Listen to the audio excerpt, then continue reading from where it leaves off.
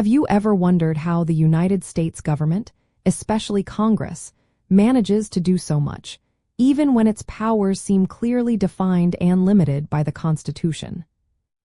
Well, the direct answer is that enumerated powers inherently limit implied powers because they provide the essential constitutional framework and justification for any action Congress might take. Implied powers are not standalone authorities.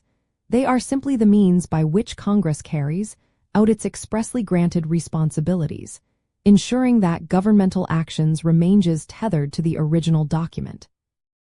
This limitation stems directly from the text of the Constitution, particularly Article 1, Section 8, which lists Congress's enumerated powers, followed by the famous necessary and proper clause.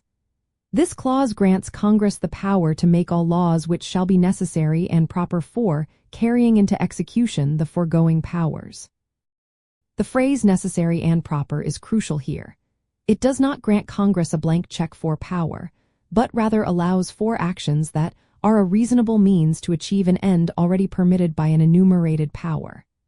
The Supreme Court case McCulloch v. Maryland in 1819 affirmed this, establishing that while the means must be appropriate, they must still relate directly to an enumerated power.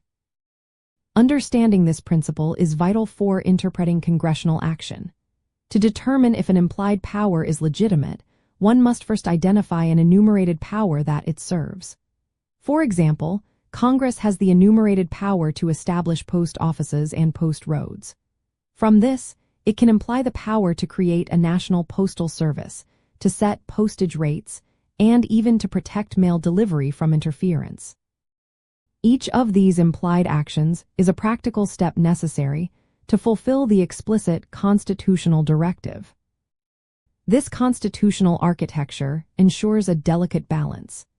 It prevents Congress from vastly overstepping its bounds by claiming powers unrelated to its core duties while still providing flexibility for the government to adapt to new challenges not envisioned by the founders.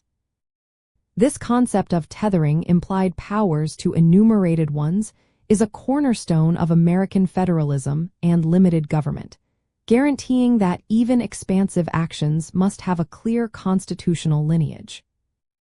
Ultimately, the requirement for implied powers to be rooted in enumerated ones acts as a vital constitutional restraint, preventing an unchecked expansion of federal authority.